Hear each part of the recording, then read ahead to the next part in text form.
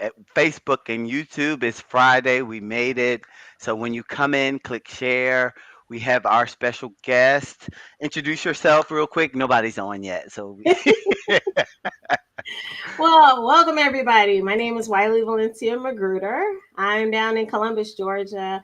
I'm a licensed professional counselor as well as a cancer survivor. So Yes. I get to have fun helping people to really live through transitions. I work with military soldiers from the Airborne and Ranger Training Brigade down here at Fort Benning as a military family and life counselor.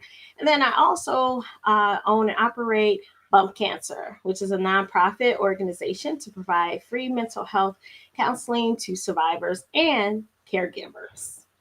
Awesome. Awesome. I see one person on. So when you come in, click like, click share, share this video, and let us know how your week has been. I know mine has been pretty busy. I'm trying to think. I forgot how my week has been. How's yours been, Wiley? How's your week been? It has been nonstop. This morning, I actually taught the soldiers the hokey pokey. It was a self care tip that we actually reviewed. So I took three of my leaders from the Uh-huh. airborne side and I gave them three different tasks. Well, one of the tasks was that we had to go ahead and do a deep breathing exercise. We had to stand up and do an exercise, and nobody wanted to like really do an exercise because in the military, that's what they do. Sorry, guys. Mm-hmm. I got to turn my phone off. But Oh, you okay?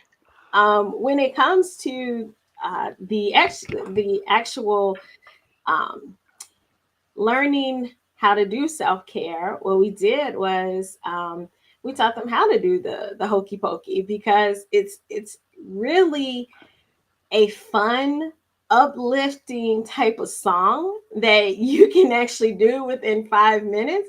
And if you don't feel good after doing the hokey pokey, something is like your day is really messed up. So we You, had a lot of fun, but it was like a good 100, soldiers. oh, wow, that's a lot. And You know what? I wouldn't even know how to do the hokey poke. What is it? oh What is it? I forgot the song.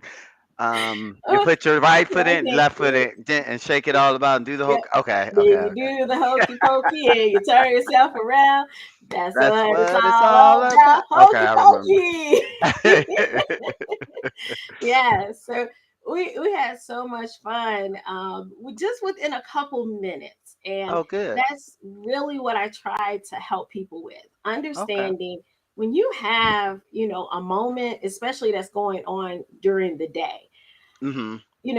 as therapists, I think we so encourage people how to do like meditation or self-care early in the morning. And then Mhm. we also talk about, okay, how do you decompress and just like get everything out at the end of the day. But what happens like usually about 2 o'clock? Mhm. 2 o'clock in the afternoon, it's like, okay, the coffee is gone, it's worn off, the happy smile, and I got my lunch in. So, You I might start be to tired. crash at that moment, right? Right. Like, how in 2 or 3 minutes in between meetings, how do you refresh yourself? And so, a lot of times, that's where I come in and really help and develop the team. I mean, I do report to four big commanders. So, I have a O 06, which is Okay. a colonel. Mhm. And then I have a lieutenant colonel that I report to, a major, as well as a sergeant major. These are Okay. big roles. And so you're not only helping, leaders to Mhm. actually be able to reset, but the soldiers. So Okay. it's it can be really, tiring for the soldiers. And I have to kind of come in and be like, all right, guys, I understand we're almost through the day. How do we get to, 4 or 5 o'clock so we can finish this day outright? So How do they connect with therapy? The soldiers. Do they oh, are they acceptable to it, or is there resistance? you know, I love that question.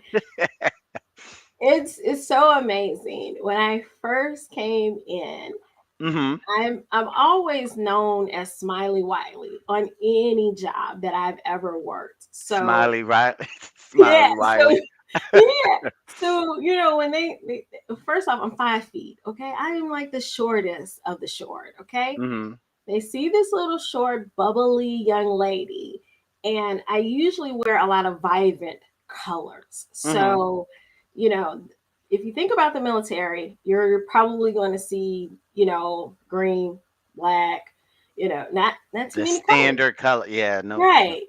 And they're used to their civilians being usually in very monotone type of colors. And then Mhm. here I came the first graduation, I stood out. I wore peach. Oh. And every leader that actually, did their speech, they looked straight at me. They were like, I couldn't take my eyes off the color. I don't Uh-huh. understand. It's color. And I said, well, I mean, it's different, Mhm. and sometimes different is good. Right. So, selling the idea that you can actually have a therapist that's right there and available to you with the confidentiality, with the Mhm. ability to help you, maybe if you're having a stressful day, maybe if you're having stressful home issues, or just someone to look up a resource. Mhm. That's, I think, the heart of my work. I Okay. think I'm more so the one that the military has a ton of resources, but to narrow it down, it's challenging. So when they come in and they say, "Hey, you know what, Miss Wiley, I think I heard of a resource that could help me with this. Mhm. I'm kind of stressed out. My finances are a little tight. How do I work through this?" And here I can actually give them 5 or 6 pieces of information versus giving them an 800 number, and it may take a while to get Right. through the 800 number, Right. or they may not have the 10 minutes to stay on the phone. Mhm. So just helping them with those little things really helped me to transition. And then I do pass out popsicles during the summer. Oh, that makes it all better, right? A lot of our team members are outside. So rangers, they go through 61 to 62 days really of being in dirt, water, being outside in the field. So whenever they Mhm. do have a moment to kind of just chill or relax, I come around with waters. Sometimes I come around with popsicles Mhm. and popcorn. Popcorn, I found out that that's a winner chicken dinner. They like popcorn. I Oh my, wonder what it is about popcorn. What is I have no idea, but popcorn has been my winner chicken dinner. So yeah, but I mean, it's always simple things that we just may never think of that can give us pleasure really quick and calm Mhm. us down. Mhm. You know, I mean, when the guys are doing the jumps out of the airplane, um, they're dropped off at least a half a mile between the drop zone and where they're going to put up their parachute. Okay. So, you know how we have these good hot Georgia summers? Oh yeah. With the Yeah, humidity and imagine, all of that. Yeah. right, you're fully dressed and immersed into this. Hi, Hey Karen. So Karen. you'll start seeing them pop up, Wally. And then Oh, I'm gonna put the questions if they have questions. oh, You see where I awesome. put Karen's name right there? Yes, That's where they'll pop up. Hey awesome. Karen, how's your week been? Yes, Wiley's just sharing her experience of working on a military base as a therapist. And they yes. like popcorn and popsicles. Yes, love popsicles. Popsicles are the things. Yes, but it's really helpful when I go out there with the waters and the popsicles because it cools down the family for sure. Mhm. Cools down, Mhm. if the soldiers want one as well. But it gives me a chance to meet people, and they get to see a regular human being just being Mhm. kind. Right. And so when they do come to my office and it has my big comfy, that's the, the therapy chair that they sit in, You call it what? Big comfy? big comfy. Okay. our all of our leaders are very tall. And Mhm. so I brought in my old therapy chair, and when it came to them sitting in Big Comfy, they would be very comfortable. So we were Mhm. we nicknamed it Big Comfy. Okay. Do you see the wives too? Do you see their family members, or is it just the Yes. miller? Okay. Okay. I actually get to work with the spouses. We just implemented a new assessment tool that really does help them check in and see if different things are going good, or different areas that they want to work on and improve it. Mhm.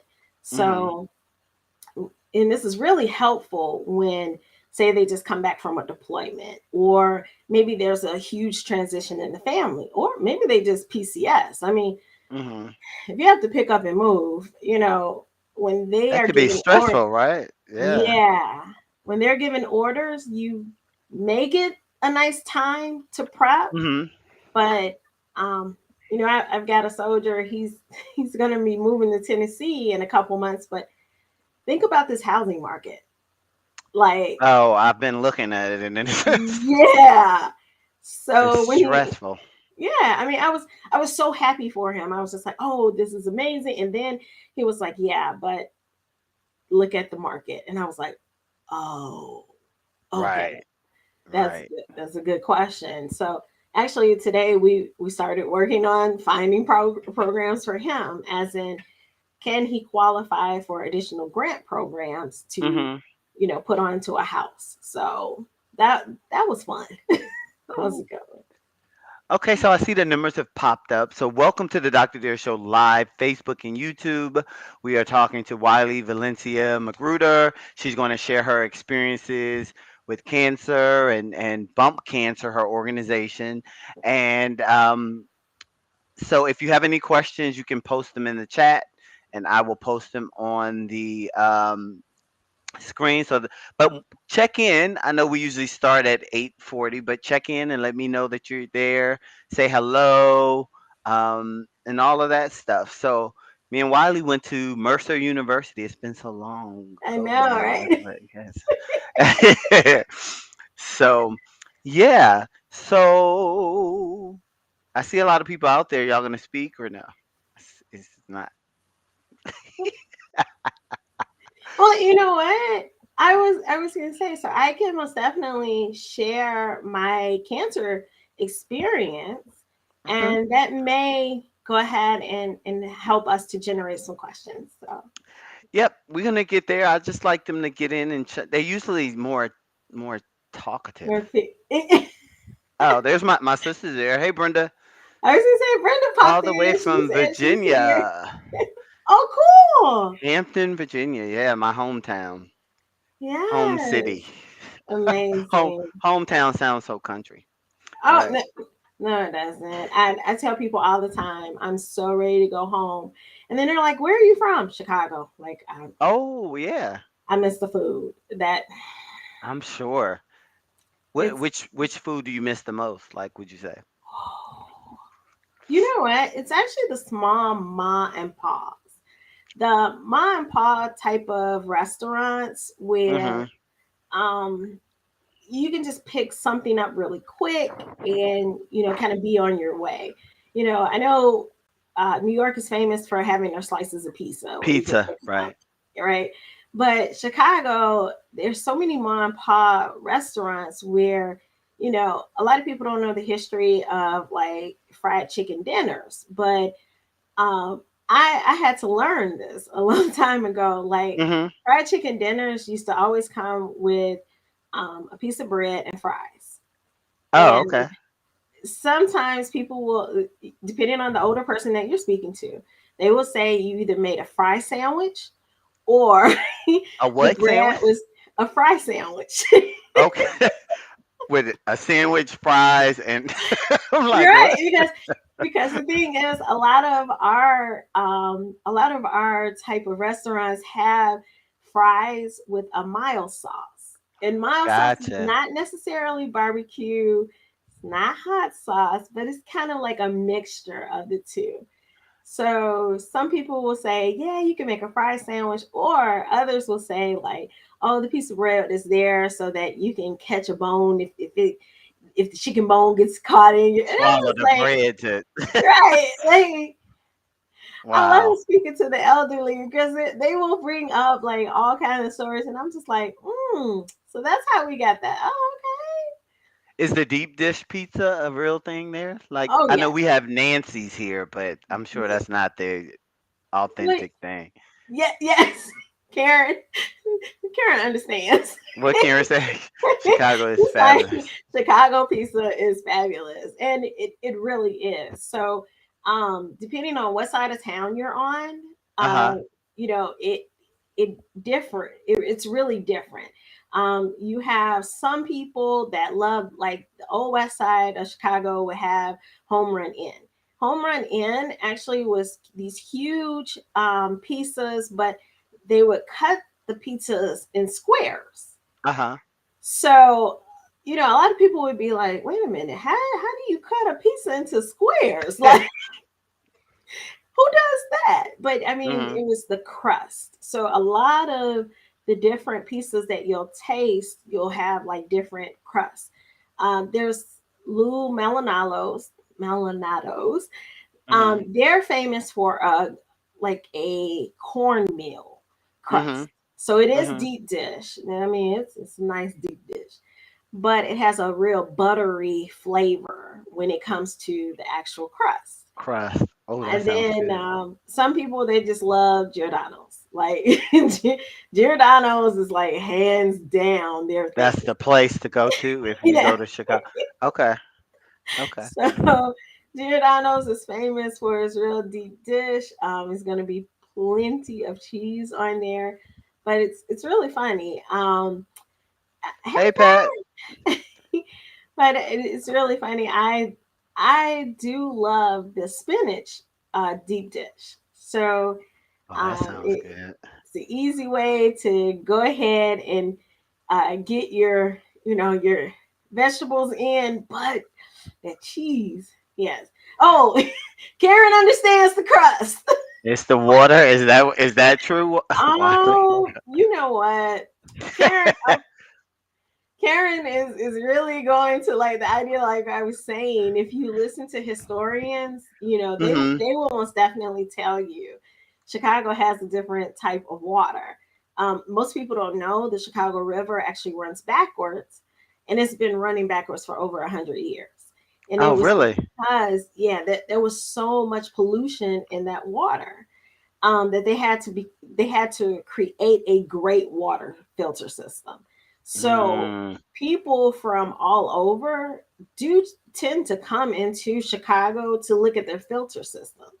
I mean, it was made very early on, but the technology has had to improve over the years because of all the people that they serve. gotcha. So, Karen, you may have a point. I mean, You're like, yeah. I guess that's the rumor. What's been going on for a while. yeah, Karen, that's a good point. I never thought about that. Okay, welcome to all the people that are here. We are going to get on task because we'll keep talking about pizza in I know. Chicago and water and all stuff.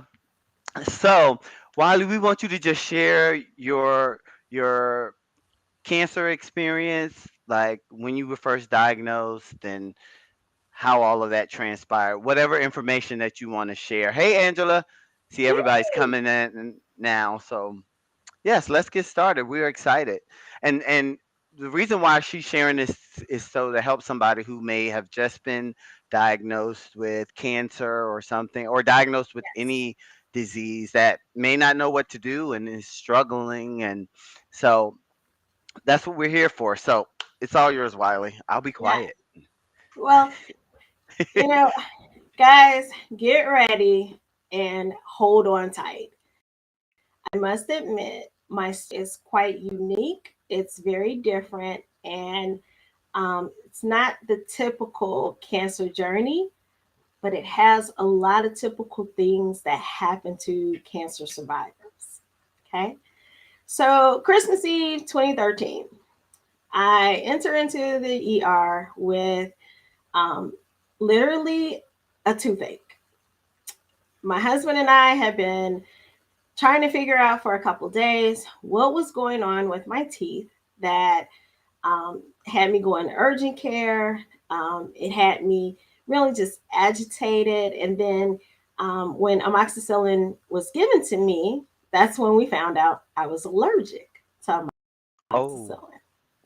So I had that reaction. And Christmas Eve, I thought really, they were going to pop me with Benadryl and I would go home. Well, Mhm. when it came to the diagnosis, Christmas Eve, they went ahead and admitted me to the hospital, and I was confused. I had not known I had received 2 bags of morphine.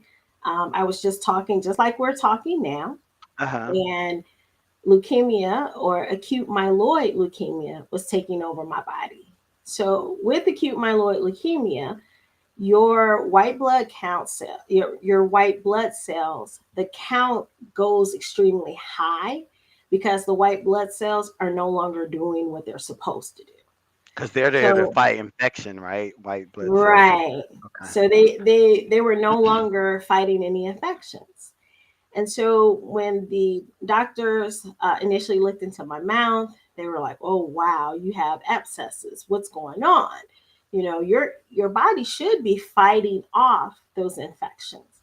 And anytime that they tried to give me anything to fight the infection, nothing was working. Mhm. So once they ran a blood test, that's when they found out the white blood count was way over and the platelets were way under. Mhm. Well, ladies, if you've ever had a child, one of the things that happens when you are having a birth of a child, your platelets will go low. Well, platelets are there so that, say, if you get a scratch, the Mhm. blood will actually come and start clotting. Clotting. Okay. Right. And so I had none. My number was like 15. When a woman actually loses all her blood while she's pregnant, her platelets may go as low as like 150. Once Mhm. again, mine was 15. So when it Wow. came to blood, I started losing a ton of blood. So unfortunately, they did have to put me into an immediate surgery for my teeth. But when it comes to the surgery, right before the surgery, that's when they made the announcement that I had acute myeloid leukemia. I looked at the oncologist crazy. I was just like, wait a minute. How do I have cancer? Like, what do you mean? Mhm. What what is this cancer? And they inform me it's a blood cancer. And I'm like, wait a minute. And they're like, yeah, kids usually get it. I was like, wait a minute. Okay, hold on. How do I have a kitty cancer? Like Right. at the time I was 37. So I'm like, Mhm. this doesn't make sense. But unfortunately, I had to immediately go into surgery right after the announcement. So after the surgery, unfortunately, they weren't able to clot where they took out my 4 wisdom teeth. Okay.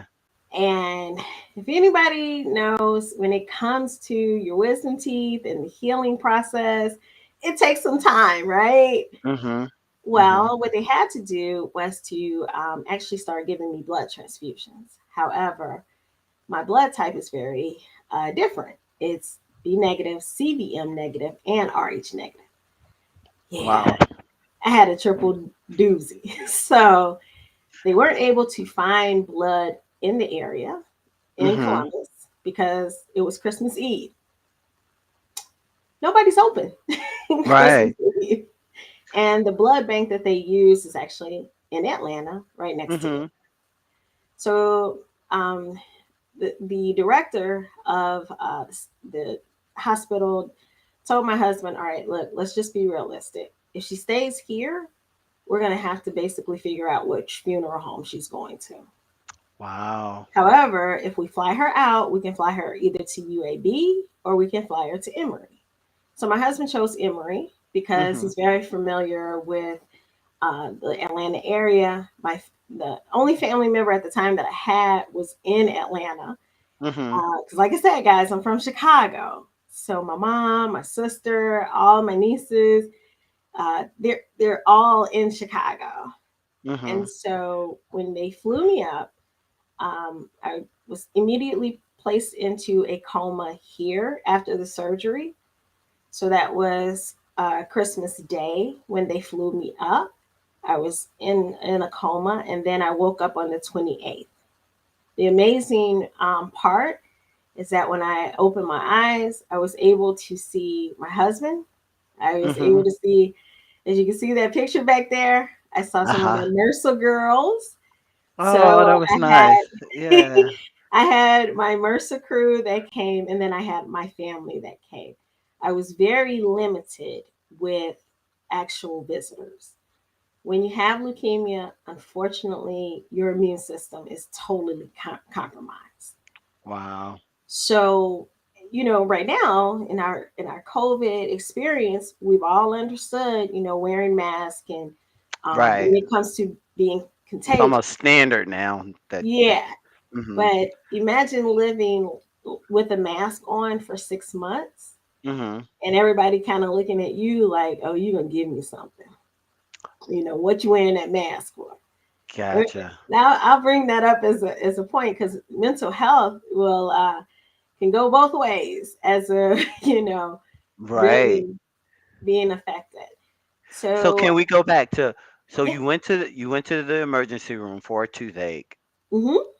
and so you were feeling really, I guess, really bad, like the aching, like a regular toothache, just the Yeah. okay. And so once they told you that you may have leukemia, what were you thinking? What was that like? Like, Well, you know what? The automatic feeling was disappointment. hmm I was married 1 year and 2 months. I Um, remember when you got married, I believe, because uh-huh. we were in school, right? We were still in. Right. Yeah, yeah, yeah. And so, coming into a marriage, you have so many like ideas and things that you want to do as a family. We wanted to hmm create a family. And so the Right. first question that I had was, can you take my eggs? And hmm automatically they denied me. They said no. Even if we were to try to take your eggs during this surgery, we will risk losing you. And I was just Mm. like, oh my gosh, like Wow. that's not a possibility. And then we asked, well, the chemo that I have to take, will it harm my eggs? They didn't really have an answer. And so, it just seemed like every question that my husband and I had, it was, we don't know. Because right now, we don't know if we can keep you alive. And that, wow, that was the the reality check. You know, from that point on, every morning they had to say, "Good morning, Mrs. McGruder. All righty, you have this percentage of living today." Oh, wow. You talk about, I mean, you talk about having to mentally prepare yourself. And I lived in and out of hospitals for 6 months. So Mm. the first 40 days of living in a hospital, good morning, Miss McGruder. You have 7% chance of living today. Let's go ahead and increase those numbers. Oh my goodness. They would actually make those statements every day. Yeah. And eventually I would tell them, I said, okay, there turned out to be seven doctors, seven oncologists. I said, let's hmm do this. Let's all you guys come out of my room every morning and you guys just call my husband. Just talk to Right. Please don't him. tell me that.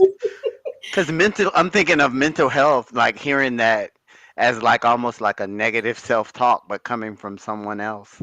Right. And so at this point, um, I don't know if you can see, but there's still a little scar right here.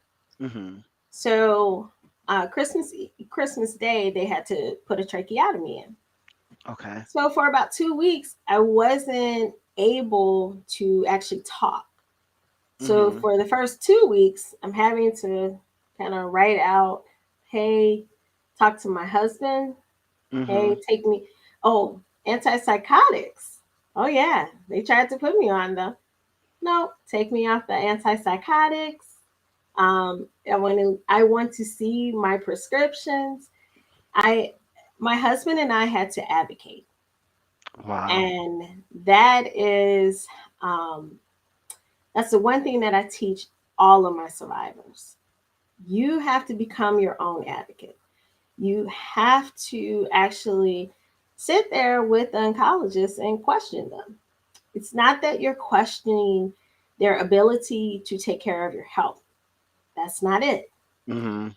It it is most definitely asking, okay, when it comes to this medication, what are the side effects? How does it coexist with other prescriptions? Right. Because a lot of times nobody was giving us, okay, your chemo and your antifungal and your antibacterial, this is how they're all going to come together. And work. Right. Work But together. then Okay. you've got all these other medications coming in, and I'm just like, whoop, wait a minute.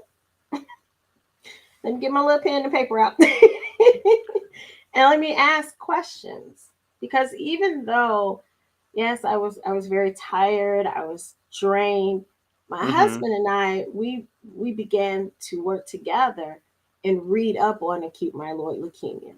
I mean, this is barely 20,000 people a year get it. Wow. So it is rare, but when it comes to people after 5 years of being in remission, usually only 27% make it. Mhm. So, how do we get to that point? And that's where our mental health had to go. We had to visualize me making it 5 years. Gotcha. You know, Mhm. that is a very important part of um, helping clients because we've had, and my husband and I both have Mhm. sat with families. And the first thing that we ask them is, all right, what's your goal? What do you want for your life? Mhm. Because as clients and therapists will want to work for you. We'll Right. want to do Exactly. all that work for you. Oh, we want to do that work. You Uh-huh. want to change, and oh, we You know gotta how to go pull back ahead and though. You yeah. gotta- But we have to, even as That's a so couple, hard. we have to Yeah. ask the family, what do you guys want? What Do is you it want that? to win? Mhm. If you want to win, we're right there with you. What you need, all right, let's go ahead and work together. Let's So do this together. question. So do you find that you have to kind of put the emotional piece to the side and to fight, like to do research and figure out what path you wanted to go in? Is that how you handled it? Like, does that make sense what I just asked? Yeah, you know Okay. what? One of the things that I did was Mhm. like, as I was sharing, I told the doctors, okay, look, at 7 of you guys, like, come on now. I would give certain things to certain people. My sister would update my family, Okay. and that was my family up north. My cousin that lived here, she would usually update my mom and my sister immediately. My Okay. husband, he helped with finding caretakers because even when I had lost the ability to walk. So when they had to teach me again how to walk, we had to have caregivers for me at the house. Mhm. So what we did was we found people in the family to go ahead and help me to walk upstairs, walk downstairs. Mhm. And when I actually gave those tasks out, it allowed me to truly do what I told this one oncologist. I told him, I said, Dr. Hefner, I'm on vacation. Mentally, I am at the beach. Once our numbers are where they need to be, then we can talk again. He Mm, looked at me okay. and he was like, Like, wait, this what? is a different one, you know. Mhm. Ooh, she's a tough doozy. But it was the fact that I chose to advocate for my mental health. My mental Mhm. health was my friends came over, we painted my nails. My friends came over to the hospital. Like I said, I was in that first hospital for 40 days. Wow. Marie O'Sullivan, I'm not sure if you remember her. I remember Marie her. Mhm. Marie and her sister would have spend the nights with me. So we would watch Disney movies all night. I Wow. don't think you can be too sad when you're watching Cinderella. Right. Might be sad for just a little bit. Okay, Mhm. Mulan, you're in there and you're like, oh yeah, this is a good fighting scene. Mhm. Beauty and the Beast, you're singing. So it was hard for me to go into a dark space. Okay. It was challenging because when I say we developed a great system of friends and family that wanted to stop by. Now I will tell you, the one person that I didn't want to know that I was in the hospital still, he found out some kind of way and he came up there, and it was Dr. Redman. Oh, yeah.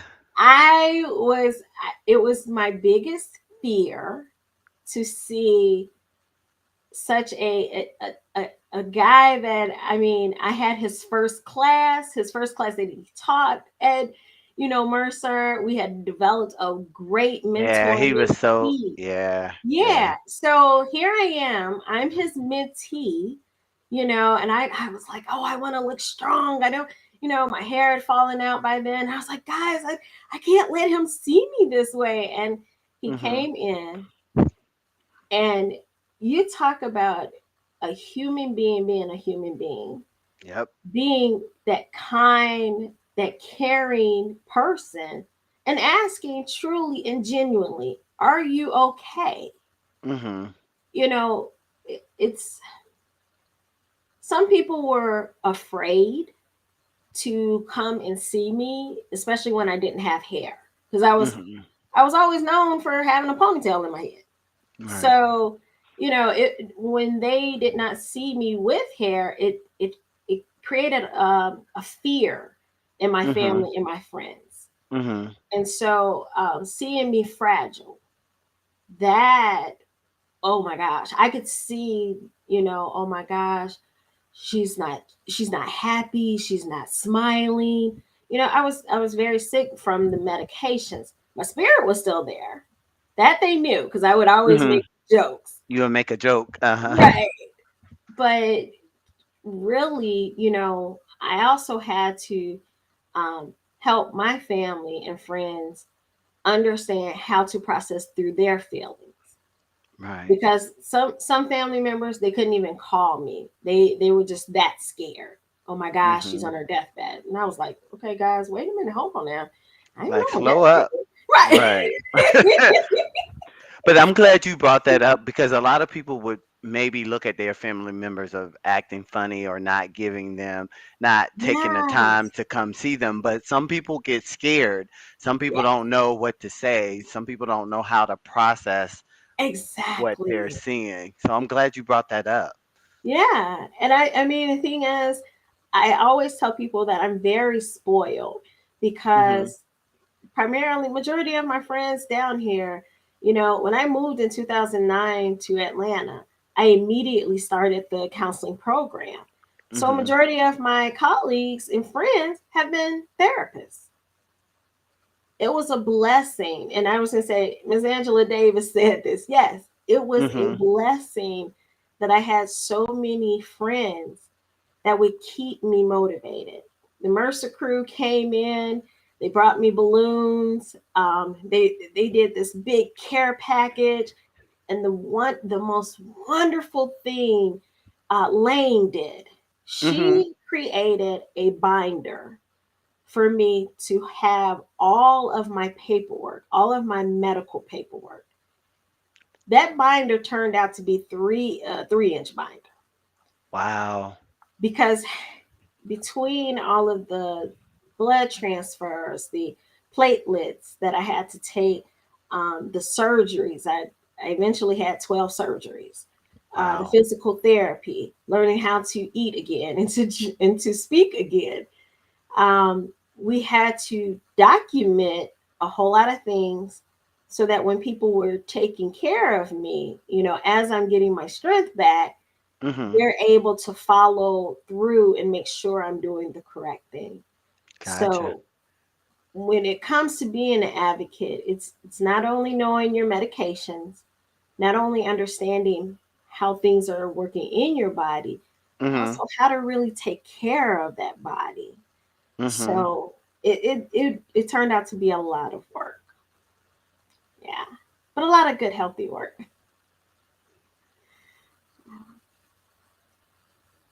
So one thing I will say is that Mhm. I do remember only seeing one social worker one time out of the first 40 days. Mhm. That was interesting. I thought, you know, working in a hospital before as a case manager therapist, we do all these treatment plans. Mhm. Mhm. And when you're working in a crisis stabilization unit, you have a therapist that you can reach out to, and Right. they do. I've done groups with people, I've done individual sessions, but I kept thinking, I've been in this hospital for 40 days and And you I'm just didn't not seeing a social worker. Like, see, you know the protocol, and you were like, "What?" yeah. And so I was like, well, thank God I got counselor friends. But I did have the access to a chaplain. The chaplain did fall asleep on me. That was funny. You see. I tell people all the time, I am not Mhm. a highly religious, outspeaking person, but I Mhm. know one thing about God. For me, Mhm. God shows God through comedy. Okay. And with me, if I ever question, is God here? Something hilarious happens. Mhm.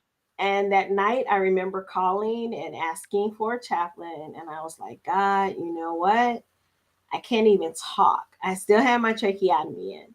Mhm. And I was just like, God, I just need to pray. Like, I really need somebody to pray with me. And she came in, she literally sat down and she was like, well, Wiley, you know, God is a good God. And Oh my gosh. Wiley, I forgot what I was saying, but Wiley, and that second Oh. time, I couldn't hold it. My little trach was just shaking and I was laughing. And I know the techs were probably looking at my blood pressure like, what is going on with her? Uh-huh. And I was cracking up laughing. And I was like, oh my God, I'm not supposed to laugh. I got this thing in my throat. Like I can't Mhm. do this.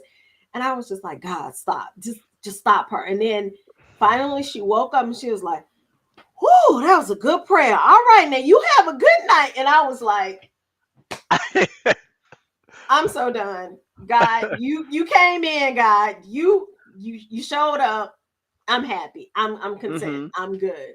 You know what? I got this. I do So have this. what did that mean to you that she when she fell asleep and Oh, that was, I like I said, I usually don't share that spiritual side of me, but I had been praying that entire day for Mhm. God to just give me a sign. you Okay. know was I going to make it through this? Mhm. They had Mhm. went ahead and talked about, oh, if you don't have a bone marrow transplant, then you're not going to make it. And um this chemo that we're going to give you, it was 5 rounds, and each round you had to literally stay in the hospital for 10 days minimum. Wow. So you had five rounds of it. Yeah, so the first round was 40 days because you have to stay there for 40 days. But then each month you have to keep coming back and you have to stay there, usually a minimum of 10 days. but the earliest that I could usually get released was 14. So I always, half of a month I was in the hospital. Each month it's okay, come on, let's go back to this hospital. Let's go Mhm. ahead and do it again. But it was that night, it was when I really felt secure in God and knowing I was gonna make it. It was Yeah. when I say it was hilarious. Oh my, It's almost like don't take this so serious. You know. yes, and it's so challenging when you tell people that. But when I Mhm. shared that part of my story, then they're like, "What? Like she fell asleep? Are you in the middle of the prayer?" And I was like, "Dude, And I acted like can't." she had did the complete prayer and it was Yeah, deep. yeah, prayed and everything.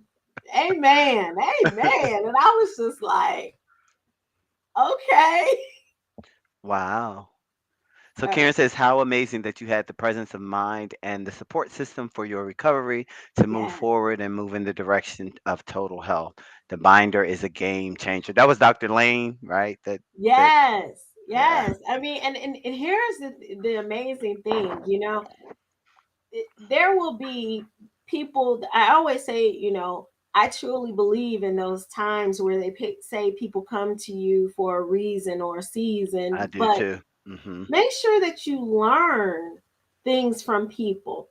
It was so amazing. Something so simple helped us throughout that entire journey.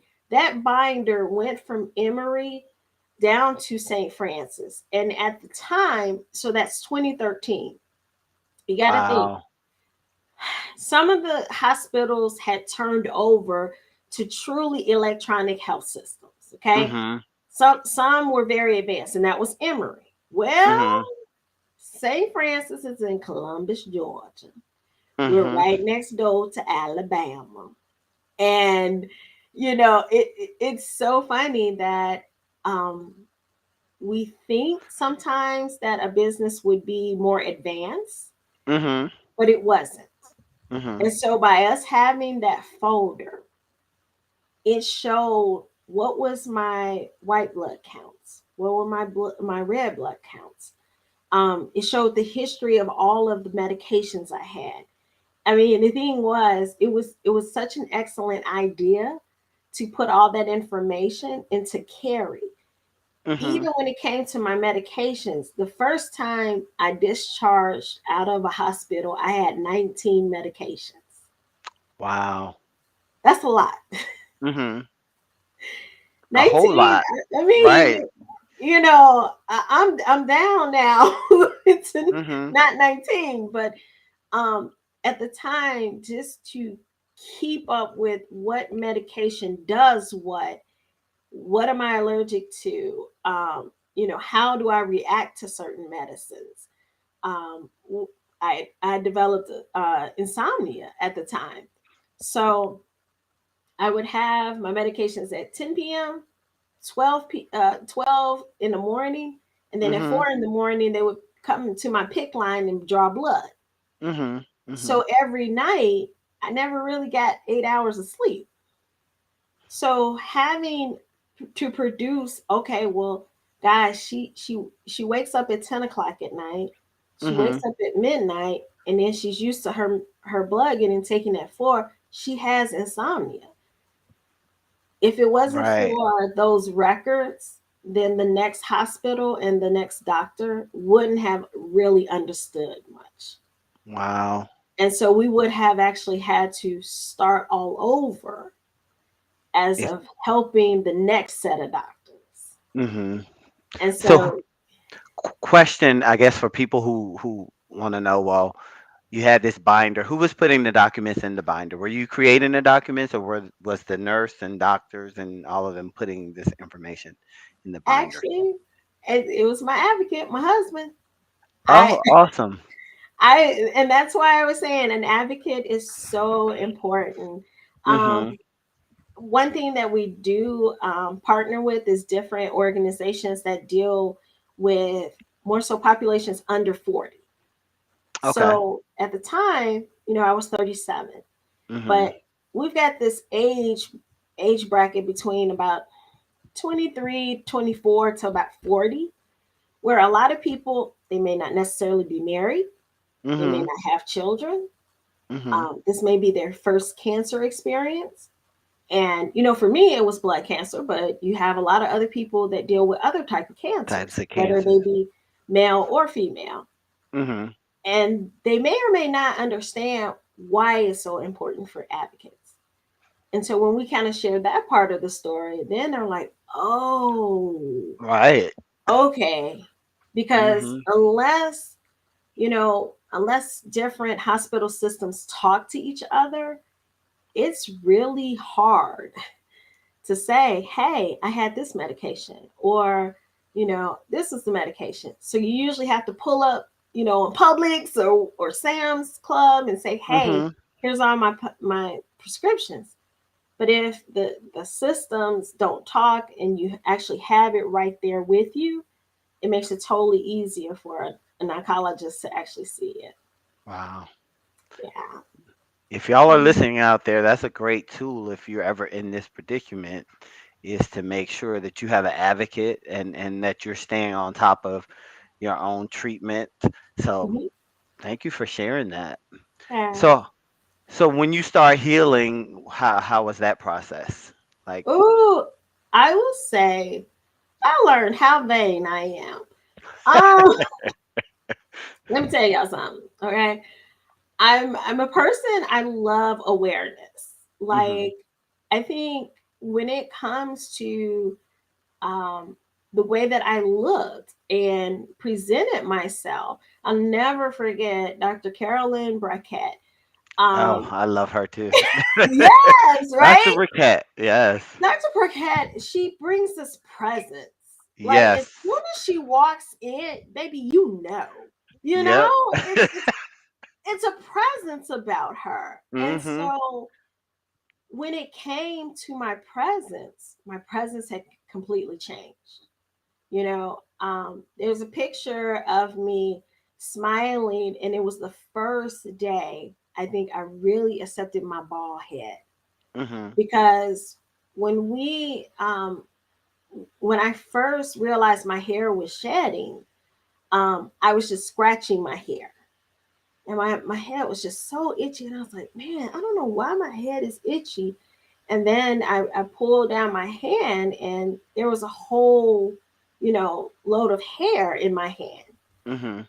And I was just like, oh my goodness. And my hair at the time was braided, so I'm like freaking out, like, oh my goodness. I Mhm. just started talking again, and my little voice was high pitched then, Mhm. and everybody was like, oh my gosh, what's wrong, and I'm like, oh my goodness, like all my hair just came in my hand.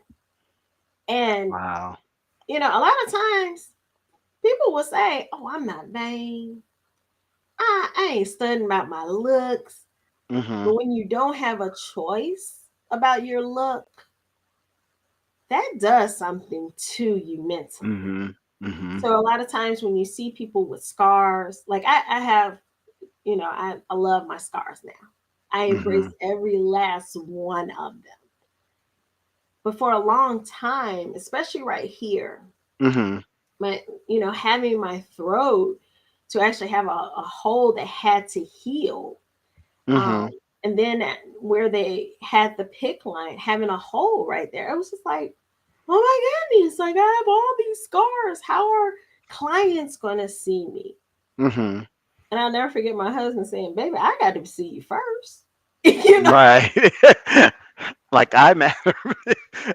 I'm married to you, not your uh-huh. clients. And so, but it was taking me down a new journey of self-love. mhm. And man, you talking about having to really accept every piece of you. My Mhm. muscle mass was gone. You Mhm. know, here I stood with my skin literally sagging, and I Wow. I was just like, how are my legs so weak? So when I was walking, I had to walk with a walker. Oh my Mhm. goodness. You talking about somebody that was vain? I'm not walking with a walker. Yeah, I had to walk with But that you one. had to. Yeah, yeah. I had to. Well, I was gonna hit Wow. the flow. Mm. Which one we're gonna do, Miss Wiley? We're gonna walk with the walker or hit the flow? Which Or one you fall. want? Right. That's how the Right. nurses would talk to me. Mhm. And having to love who you are all over again. Well, that's when my friends came in. So I don't know if you remember Tina Sheshwani. No, maybe by face, but no. That Tina name. came in. Mhm. She was from Mercer, and she said, "Let's choose a theme song." So by this time, I'm really looking at her crazy. Okay. Like, what are you talking about? Because I'm like, Tina, you know what? I Mhm. understand, but a song really? Uh She said, huh. no, let's look at this in a different way. Let's actually play Happy. And I was Mhm. like, what is that? It's a song called Happy? Like, really? And she said, you don't understand. This fits your personality. Mm. And I was like, okay, play it. Let's try it. I'm always gonna try something. And Mhm. she played Pharrell's Happy. Happy. Mhm. Oh my goodness. Yes, I'm happy. Uh huh. Yes. We would actually go ahead and play it as I was walking in the hallways. For Emory, the goal for a college's patients is that you walk the hallways because the way that the hallways are shaped, if you walk so many circles, you walk into a mile.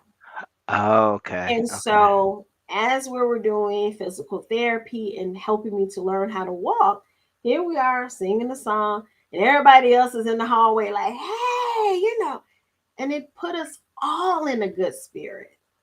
We were Awesome. all smiling, Mhm. you know?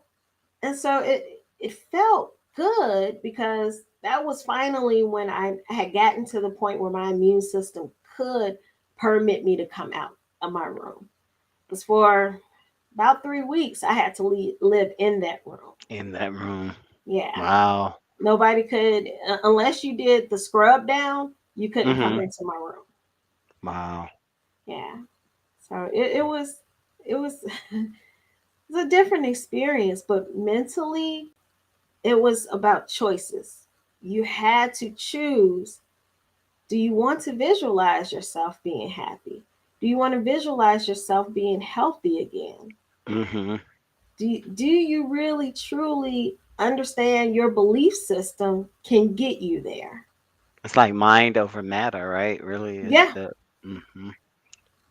And I mean, I I often tell my cancer survivors, and I really call them warriors Mhm. because chemo, um, they nickname chemo with the weirdest nicknames.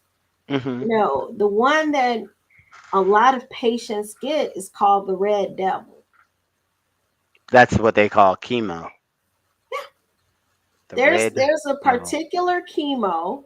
It's called the red devil, and it Mhm. does look red Mhm. when it comes into your IV bag. It is a red liquid, but the reason why they've nicknamed it the red devil is because a lot of times it's the actual the actual I had to put that up chemo. there. Yeah, so Uh-huh. it's actually the chemo that most cancer patients do not survive. So there's several Mm. different types of chemos, Mhm. but the one in particular where most cancer patients that die from chemo, it's usually the red devil. And Mm. Why is I it so mean, strong or something? Is it? it is always extremely strong. If you are Mm. to take it and it's not diluted, usually most people can only take it for 20 minutes, and that's about it. Mm. Now, for me, that one had to be diluted, but it has to run for 72 straight hours. Mm. And um, for my treatment, the treatment is actually the first 72 hours, you have two chemos coming in at the same time. Mhm. But then the red devil stops after 72 hours, and then the other one runs consecutively to the seventh day. So for Wow. 7 straight days, you're connected to chemo just coming in 24/7. Wow. And when it comes to chemo, sometimes depending on the chemo that you have, like the ones that I had, they had to do a lot of cognitive testing. Mhm. So cognitive testing, they were scared that my eyesight may have left me. It was a lot of different things. I would Wow. always have to get my organs checked. So, um, guys, I've had so many MRIs, CT scans, ultrasounds. I mean, you name it, I've probably had the test. So the treatment that's supposed to help you could potentially harm Kill you you. as well. Oh Wow. no, no, no, not It harm, kill. kill. Wow. And the thing is, once again, you have to make that choice. Do you Mm. see yourself, you know, really pushing out all of the negatives that will, go ahead and be brought to you? Because there's going to be tons of negatives. There's going to be tons of, well, according to the statistics, Mhm. that's a famous one that they're going to say. Okay. Well, if you don't have this treatment, then you'll hear that often. Um, and even when it comes to the way that it's presented. So, Mhm. the scariest thing that I'm still finding out, I thought by now it would just be face to face as an Mhm. announcement. Um, However, it's still, sometimes a phone call is how you can be informed that you have cancer. Mhm. Sometimes people will see it through their test, like their lab results. Wow. So that's scary to me, as in your mental Right. health. Right. You know, but you may not necessarily always get it face to face. Which is And scary, more scary because you don't have yeah, that eye contact and the connection with the person. Wow. exactly. So a lot of times I connect people with local community services that may actually take you to your chemo appointments, just so that you can have somebody to either sit with you or wait for you, so that Mhm. you do have somebody if you need to cry or if you need to talk about that feeling. You have a safe place Right. immediately. And Right. now I'm even happier because of the fact that after COVID, telehealth really took a Took rise. off. Yeah, we Yeah. sure did. Mhm. So now we have even more ways to support people when they're going through chemo. Okay. Because, and here's the reality. The reality is, 2013 was literally less than 10 years ago. Right. Okay. And less than 10 years ago, even we were shocked in the way that mental health was not addressed. Right. You know, like I said, there were antipsychotic medicines. So Xanax was Mhm. listed onto my list of prescriptions. Told them take it off. Don't want it, Yeah. you know. But Wow. our medical field, the medical model, I understand, but sometimes we need to actually sit down and advocate for ourselves. Is it talk Right. therapy that we need, or is it, as I say, the magic pills? Right. that Exactly. and some Exactly. people, they may feel like that, but I tell them you have a choice. Right. So tell us a little bit, because we're ready to close up. Tell us a little bit about your organization. Great. Thank you for sharing all these experiences because it's educated me. And if you have any questions out there, chime in. We're just going to get Wiley to tell us a little bit about Bump Cancer, Yes. her organization, and then we'll wrap it up. Yeah, so bone cancer, we really started it because of me. we wanted to go Woo. ahead and have a team of counselors to go Mhm. ahead and provide mental health support. Um, we don't want anyone to ever feel like they're alone. We want to make sure that they do have an advocate, someone that can Mhm. help them to understand different resources that are out there, but how to properly, really use those resources to get what they truly need. And so, on Bone Cancer, you can most definitely find us on Facebook. Uh, we're on Instagram, and we have a lot of pictures of where we used to go into the hospitals.